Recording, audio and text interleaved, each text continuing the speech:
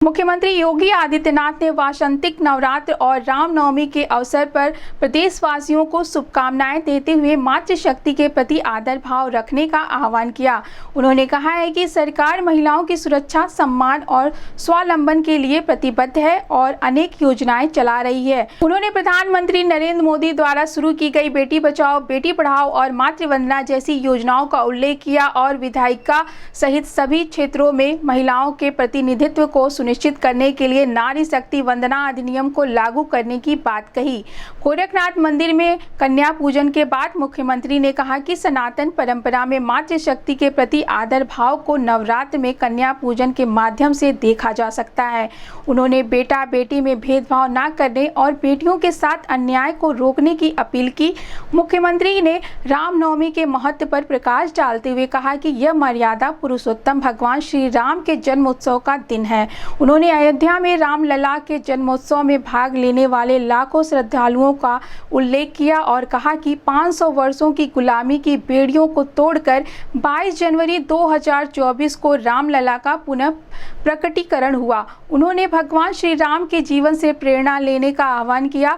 मुख्यमंत्री ने यह भी बताया कि रामनवमी के अवसर पर प्रधानमंत्री नरेंद्र मोदी रामेश्वरम में देश के पहले ऑटो ब्रिज पब्बन ब्रिज का उद्घाटन करेंगे।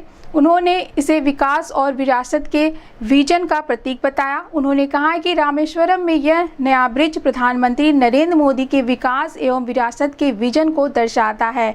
इससे जुड़ने का आज हम सबको एक अवसर प्राप्त हो रहा है और इसके लिए हम सभी प्रधानमंत्री नरेंद्र मोदी का आभार व्यक्त करते हैं। इस संबंध में गोरखपुर न्यूज से बात करते हुए उत्तर प्रदेश के मुख्यमंत्री योगी आदित्यनाथ ने कहा, सिद्धि प्रदान करने वाली पावन तिथि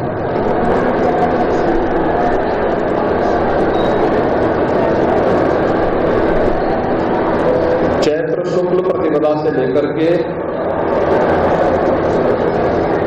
नवमी तक जगत जननी मां भगवती के 9 अलग अलग स्वरूपों की पूजा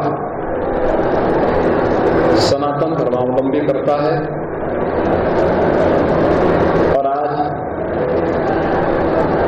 कन्या पूजन के साथ वासंतीय नवरात्रि का एक कार्यक्रम अब समारोह की ओर जा रहा है। ये मेरा सौभाग्य है कि मैंने अभी देवी स्वरूपा कन्याओं के पूजन का कार्यक्रम अभी यहां पर संपन्न किया है। वे सभी प्रसाद पा रही हैं। भारत की सनातन धर्म की समृद्ध परंपरा में मातृशक्ति के प्रति श्रद्धा और सम्मान का भाव कितना प्रगाढ़ है, उसका यह उत्कृष्ट रूप हम सबको वासंतीय नवरात्रि और शारदीय नवरात्रि के रूप में देखने को मिलता है, जिसकी शुक्ल पक्ष की प्रथम 9 तिथियों में जगत जननी मां भगवती के अलग अलग स्वरूपों की पूजा करके प्रत्येक सनातन धर्मावलंबी मातृशक्ति के प्रति अपनी श्रद्धा भाव को व्यक्त करता है और वह परंपरा पूरे देश के अंदर आज नवमी की तिथि पर बालिकाओं के सम्मान, उनके प्रति श्रद्धा भाव और उनके पूजन का कार्यक्रम हर सनातन धर्मावलंबी के घर में देखने को मिल रहा होगा और बड़ी श्रद्धा भाव के साथ लोग इस कार्यक्रम के साथ जुड़ रहे हैं। यह पवित्र भाव हमारे जीवन में सदैव बना रहे। आज की स्थिति पर मैं जगत जननी मां भगवती के श्री चरणों में नमन करते हुए देवी स्वरूपा इन कन्याओं की पूजन के साथ मुझे जुड़ने का अवसर प्राप्त हुआ है। मैं वासंती नवरात्रि की हृदय से बधाई पूरे प्रदेशवासियों को देता हूं। आज की पावन तिथि मर्यादा पुरुषोत्तम भगवान श्री राम के जन्मदिन से भी जुड़ी है। अभी कुछ ही देर बाद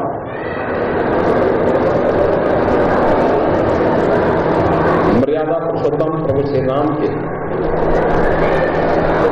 जन्मदिन का कार्यक्रम पूरे उल्लास और उमंग के साथ आयोजित होगा।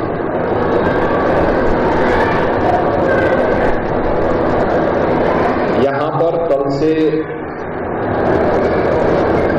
ही अखंड रामायण का पाठ चल रहा है। प्रदेश के हर देवालय में अखंड रामायण का पाठ कल से चल रहा है। अयोध्या धाम में भी उत्सव और उमंग का माहौल है। लाखों की संख्या में श्रद्धालुजन अयोध्या धाम प्रभु श्री राम लला के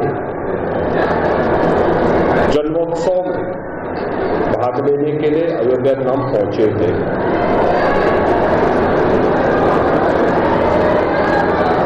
आज जगन नियंता भगवान सूर्य भी ठीक 12 बजे रामलला का सूर्य तिलक करने वाले हैं। 500 वर्षों की गुलामी की बेड़ियों को तोड़ करके रामलला का फिर से अयोध्या धाम में प्रकटीकरण हर सनातन धर्मावलंबी के लिए, दुनिया की हर दबी कुचली शोषित मानवता के लिए एक नई प्रेरणा भी है और नया प्रकाश भी है। रामनवमी की पावन तिथि पर प्रत्येक प्रदेशवासी को मैं हृदय से बधाई देता हूं। मर्यादा पुरुषोत्तम भगवान श्री राम हमें जीवन में एक मर्यादित आचरण करने, समाज को सम और विषम परिस्थितियों में धैर्य न खोकर चुनौतियों से जूझने के लिए उनका उच्च आदर्श हमें एक नई प्रेरणा प्रदान करता है। व्यक्तिगत जीवन हो या पारिवारिक जीवन हो, सार्वजनिक जीवन हो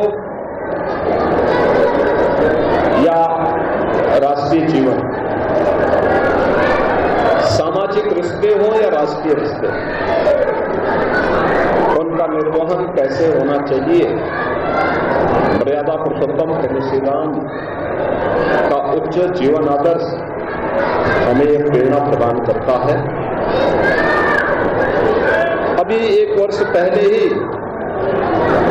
प्रधानमंत्री मोदी जी के कर कमलों से 22 जनवरी 2024 को अयोध्या धाम में 500 वर्षों का इंतजार करते हुए रामलला का प्रकटीकरण का कार्यक्रम संपन्न हुआ। प्राण प्रतिष्ठा का कार्यक्रम पूरी भव्यता के साथ, पूरी दिव्यता के साथ संपन्न हुआ और आज यह सौभाग्य की बात है,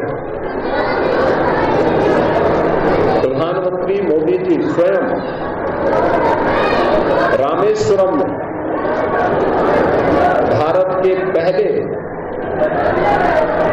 ऐसे ब्रिज का जो ऑटो बोर्ड पर वहां से चलने वाले यातायात के लिए भी उपलब्ध होगा और उस पुल का इस्तेमाल यातायात के लिए भी किया जा सकता है। ऐसे ब्रिज का लोकार्पण भी रामेश्वरम में करने जा रहे हैं। रामेश्वरम हजारों वर्ष पहले भगवान राम ने भारत की उत्तर से लेकर के दक्षिण तक सीमाओं को कितना जीवंतता प्रदान की थी। भारत के पवित्र धामों में से रामेश्वरम पावन ज्योतिर्लिंग में से रामेश्वरम हमें एक नई प्रेरणा आज भी प्रदान कर रहा है। इस अवसर पर मैं रामनवमी की हृदय से बधाई प्रदेशवासियों को देता हूं। आदरणीय प्रधानमंत्री जी के द्वारा विरासत और विकास की इस प्रक्रिया को आगे बढ़ाते हुए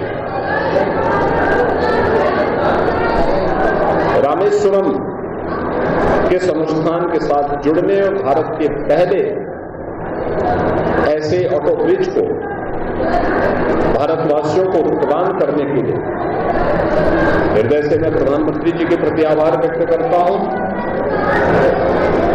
प्रभु श्री राम का आदर्श हम सबको एक नई प्रेरणा प्रदान करता है। मैं इस अवसर पर रामनवमी की मंगलमय शुभकामनाएं पूरे देशवासियों के प्रति देता हूं।